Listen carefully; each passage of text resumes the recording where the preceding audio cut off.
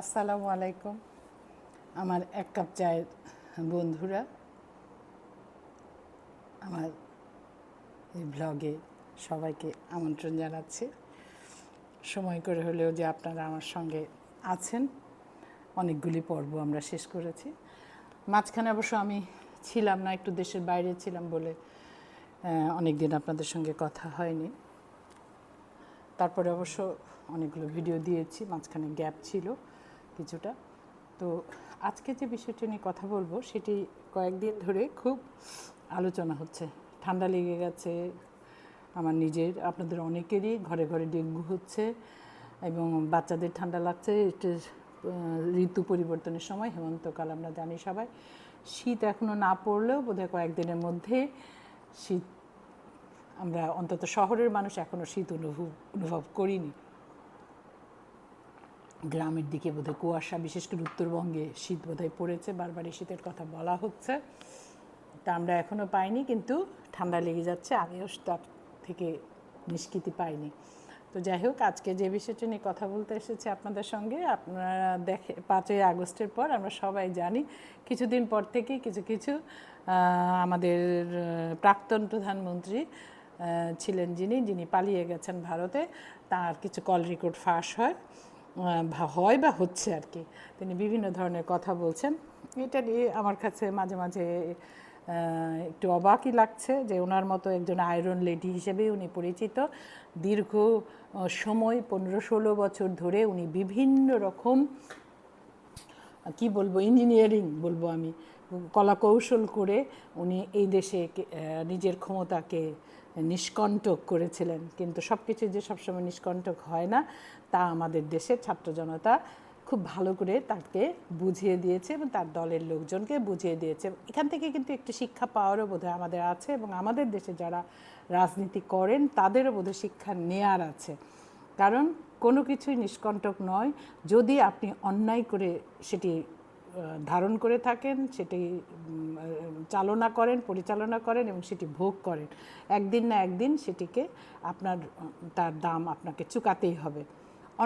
অন্যায় সেটি হয়তো সময়ের দাবি রাখে, সেটি তাৎক্ষণিকভাবে হয়তো কেউ পানিশড হন, আর না হলে হয়তো সময় থেকে আমাদের প্রাক্তন প্রধানমন্ত্রী যথেষ্ট সময় নিয়েছেন, যথেষ্ট বুদ্ধিমত্তা, সেটি সুবুদ্ধি না কুবুদ্ধি সেটি অন্য প্রশ্ন।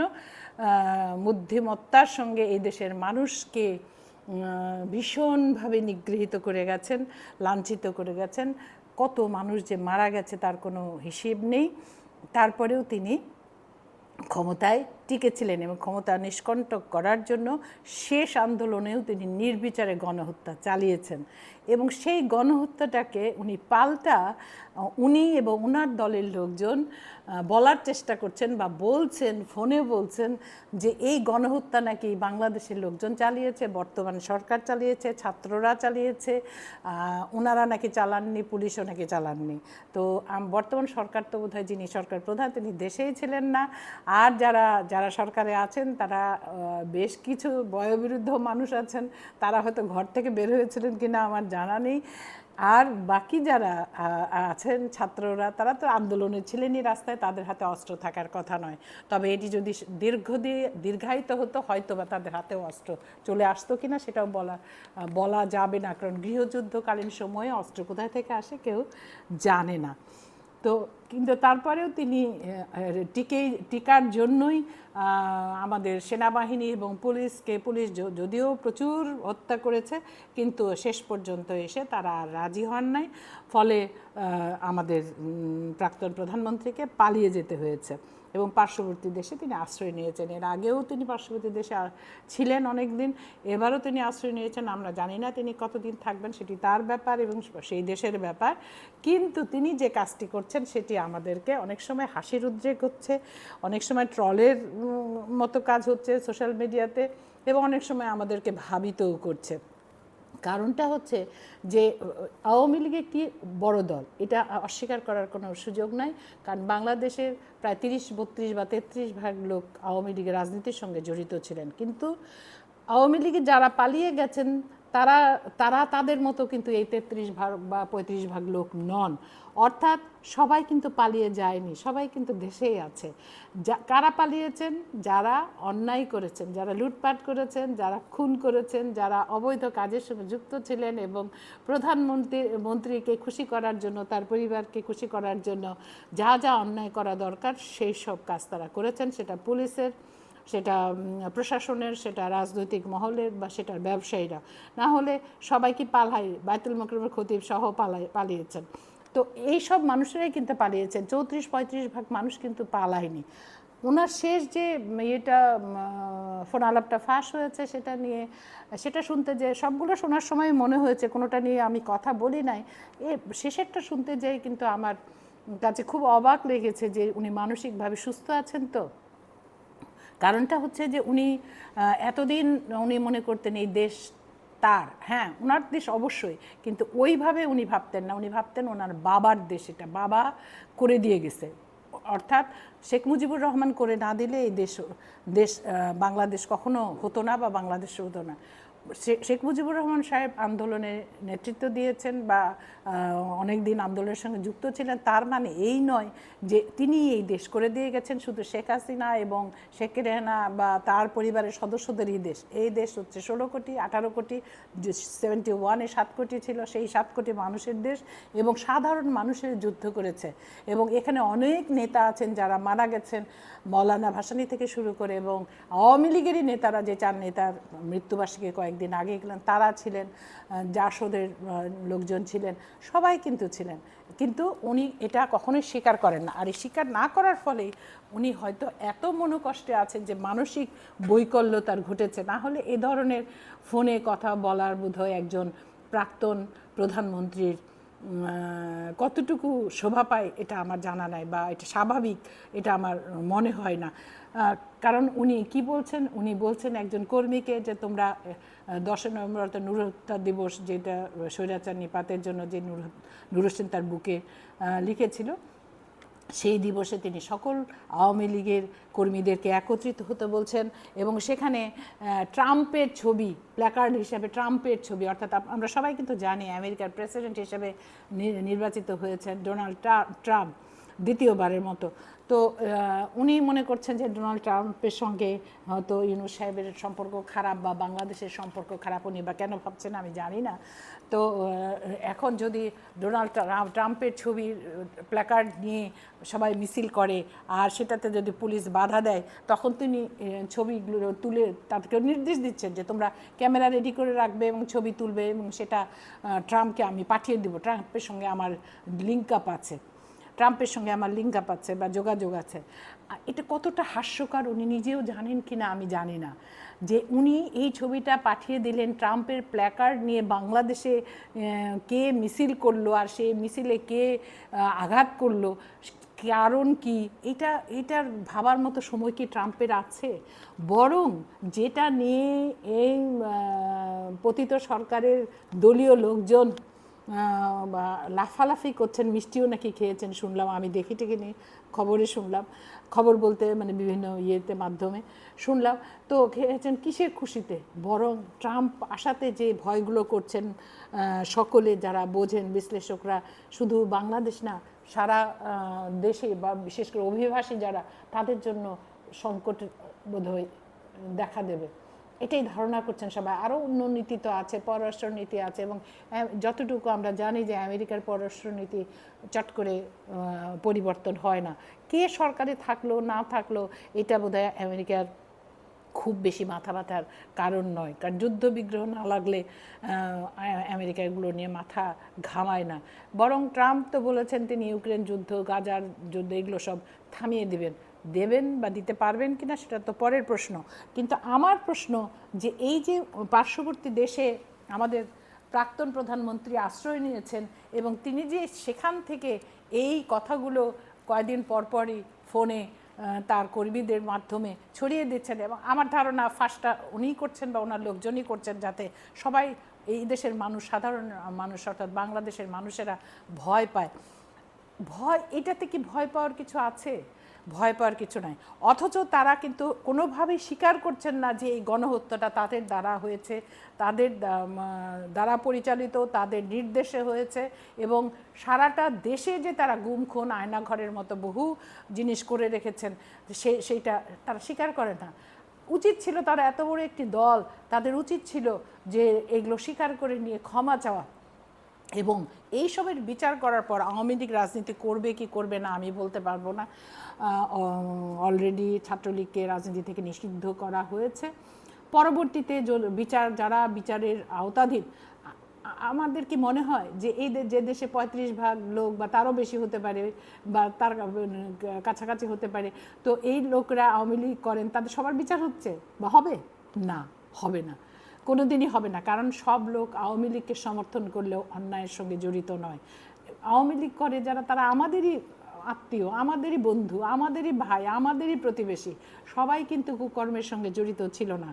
বিচার হবে শুধু যাদের কুকর্মের সঙ্গে জড়িত, যারা টাকা পাচার করে এই দেশকে ঝাঁঝরা করে দিয়েছে, যারা খুন করেছে, যারা গুম করেছে, যারা এই দেশটাকে দেশ ভাবেনি। শুধু তাই নয়, এই দেশের অনেক এমপি মন্ত্রী ছিলেন যাদের দ্বৈত নাগরিকত্ব আছে, যেটা সম্ভবই না যে দ্বৈত নাগরিকত্ব থাকলে অন্য দেশের পার্লামেন্টে থাকা যায়। সেইখানেও একটা বিশাল অন্যায় করা হয়েছে, যেটা শাস্তিযোগ্য অপরাধ। এত কিছুর পরেও উনি কেন এই ফোনগুলো করছেন এবং ফোনে এই ধরনের নির্দেশনা দিচ্ছেন? উনি কি জানেন না যখন যিনি থাকেন তার প্রশাসন তার কথাই শোনে? যদিও এখন প্রশাসন চালাতে বর্তমান অন্তর্বর্তীকালীন সরকারের যথেষ্ট বেগ পেতে হচ্ছে, কারণ আমরা বাংলাদেশিরা বলতে আমার এতটুকু দ্বিধা নাই, অকপটে বলতে চাই, আমরা অত্যন্ত লোভী। আমরা মুহূর্তের মধ্যে আমাদের রং পাল্টে ফেলি। কিছু কিছু পাখি মানে কীটপতঙ্গ আছে যারা রং পাল্টে ফেলে কিসের জন্য?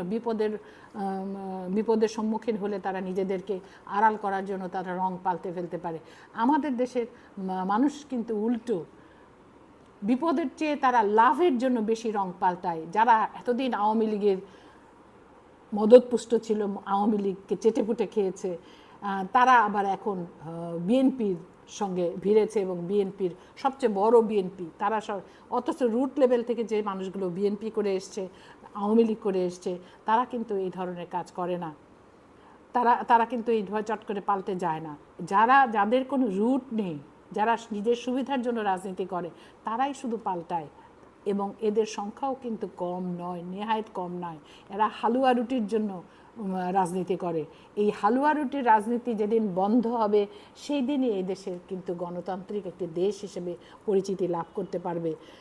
আমাদের প্রাক্তন প্রধানমন্ত্রী দেশের বাইরে থেকে মাঝে মধ্যে যে ফোন করছেন, লাস্ট ফোনের কথা আমি এতক্ষণ ধরে বললাম, তিনি চমৎকার করে বলছেন যে এটা ছবি তুলতে হবে, ট্রাম্পের ছবি নিয়ে মিছিল করা বা মিটিং করা বা জমায়েত করা, যেটি বলি না কেন আমরা একই কথা করা, এইটা হাস্যকর ব্যাপার না? ট্রাম্প নিজে তো বুঝবেন না বাংলায় বললে, ইংরেজিতে বুঝিয়ে দিলে আমার মনে হয় তিনি হাসবেন বা হাস্যকর বিষয় হবে। এবং এইসব করার ফলে ভারতীয়রা যে এতে ইন্ধন দিচ্ছে কিনা আমার জানা নাই, তবে ভারতের সরকারের উচিত ছিল তাকে আশ্রয় যেহেতু দিয়েছেন, সেখান থেকে তিনি যাতে এই দেশের কোনো রাজনৈতিক কর্মকাণ্ড সঙ্গে জড়িত হতে না পারেন, কথা বলতে না পারেন, সেই দিকটিও তাদের দেখা দরকার ছিল। কারণ তিনি হচ্ছে গণহত্যার দায়ী হয়েছেন, দণ্ডিত এখনও হননি, তার বিচার শুরু হয়নি। বিচার কবে শুরু হবে আমি বলতে পারবো না, তখন তাকে ফেরত আনা হবে কিনা, উনি আসবেন কিনা, বা ভারত ফেরত দেবে কিনা, সবটাই যদি, তো সবটা, কিন্তু উনি গণহত্যাকারী এটাতে কোনো সন্দেহ নাই, কারোই সন্দেহ নাই। এবং সত্যি সত্যি যারা আওয়ামী লীগ করেন কিন্তু মানবিক গুণাবলী সম্পন্ন মানুষ, তারাও কিন্তু এই কথা বলে এবং বলবে, কারণ সত্যিটা তো কখনো মিথ্যে হয়ে যায় না। অথচ দেখেন ভারত সারাক্ষণই প্রোপাগান্ডা চালাচ্ছে। আমি দেখলাম এই কিছুক্ষণ আগেই দেখলাম যে তারা প্রোপাগান্ডা চালাচ্ছে। গতকাল বা তার আগের দিন দেখেছি যে ট্রাম্পের জয়ের সঙ্গে সঙ্গে তারা বলছে প্রফেসর ইউনুস কই, প্রফেসর ইউনুসকে কোথাও পাওয়া যাচ্ছে না, তিনি নাকি ফ্রান্সে চলে গেছেন। তখন কিন্তু প্রফেসর ইউনুস একটি ঢাকা ইউনিভার্সিটি আয়োজিত একটি বড় সভায় আর কি, একটা জ্ঞানগর্ভ সভায় বক্তৃতা করছিলেন। তিনি নাকি ফ্রান্সে চলে গেছেন। তো এই যে সাংবাদিকতা, এগুলো উদ্দেশ্যমূলক, এবং তারা বুঝতে পারছে না এইসব করে তারা মনে করছে, বা এই দেশে যেসব হিন্দু ধর্মাবলম্বী আমাদের আছেন যারা সবাই বাংলাদেশি, তাদেরকে তারা উস্কে দিচ্ছে। এই উস্কে দেওয়ার ফলে ফলস্বরূপ কিন্তু ফলাফল কি ভালো হবে? কখনোই ভালো হয় না। এইসব অন্যায় কাজ, উস্কে দেওয়া, মানুষকে অন্যায়ভাবে অপমান করা, মানুষকে অসুবিধায় ফেলা, এটা সাময়িক একটা হতে পারে, কিন্তু সুদূর প্রসারী ফল হিসাবে কিন্তু কখনোই উপকার হয় না এর দ্বারা। এটা আমরা কেন বুঝছি না? আমরা বলতে আমি ভারতীয়দের কথা বলছি, তারা কেন বুঝছেন না, তাদের নেতৃস্থানীয় ব্যক্তিরা কেন বুঝছেন না, এবং তাদের মন্ত্রী কিন্তু দুদিন আগে ট্রাম্পের, কারণ আরেকটা মজার ব্যাপার আমি ভুলে গিয়েছিলাম যে আমাদের প্রাক্তন প্রধানমন্ত্রী শেখ হাসিনা নাকি ট্রাম্পকে অভিনন্দন জানিয়েছেন বাংলাদেশের প্রধানমন্ত্রী হিসেবে, এবং সেটি হওয়ার পরেই কিন্তু তাদের দেশের মন্ত্রী বলেছেন, সম্ভবত উনি পররাষ্ট্রমন্ত্রী আমি যদি ভুল না করে থাকি, উনি বলেছেন যে আমরা তাকে সাবেক প্রধানমন্ত্রী বলেই আশ্রয় দিয়েছি। এখানেই তো পরিষ্কার হয়ে যায় যে শেখ হাসিনা বাংলাদেশের প্রধানমন্ত্রী আর নন, এক সময় ছিলেন। উনি কেন ভুলতে পারছেন না সেই কথা? এতে আমার কাছে মনে হচ্ছে ওনার মানসিক বৈকল্য ঘটেছে। আমি জানি ভারতে ভালো ভালো ডক্টর আছেন, আমার মনে হয় এটা, কিন্তু আমি সিরিয়াসলি বলছি, কারণ উনি তো একসময় আমাদের প্রধানমন্ত্রী ছিলেন এবং একজন নারী, শুধু নারী নয়, যথেষ্ট বয়স হয়েছে ওনার, হতেই পারে মানসিক অসুস্থতা, অনেক কিছুই হতে পারে। তো সে কারণেই তার বোধহয় একটা ভালো কাউন্সিলিং দরকার, না হলে উনি সবার কাছে হাস্যাস্পদে পরিণত হচ্ছেন। ওনাদের আওয়ামী লীগের যদি কোনো কিছু করার থাকে তারা করবে, তারা তো তেমন করার থাকলে তো সবাই পালিয়ে যেত না। সব মন্ত্রীরা কেন পালাবে? সব ব্যবসায়ীরা কেন পালাবে? এখান থেকে কি সবাই পালিয়েছে? সাধারণ কর্মীরা তো সবাই পালায়নি, যারা অন্যায় করেছে তারাই পালিয়েছে। এবং তাদের যদি সেই সক্ষমতা বলবো কি, তাদের যদি সেই নীতিবোধ থাকতো, মূল কথা হচ্ছে আওয়ামী লীগের নীতিবোধ নাই, থাকলে তারা জেনেভাতে উপদেষ্টা প্রফেসর আসিফ নজরুলকে এভাবে হেনস্থা করতে পারতেন না। এটা কোনো প্রোটোকলের মধ্যে পড়ে না, কোনো ম্যানারিজমের মধ্যে পড়ে না, কোনো মানে সভ্যতার মধ্যে পড়ে না। ওনারা তো বিশাল বড় ইউরোপের দেশে থাকেন, সভ্য দেশে আওয়ামীপন্থী মানুষেরা যে সভ্য হয় না, এটা তার একটা নিদর্শন। এতে কি হচ্ছে?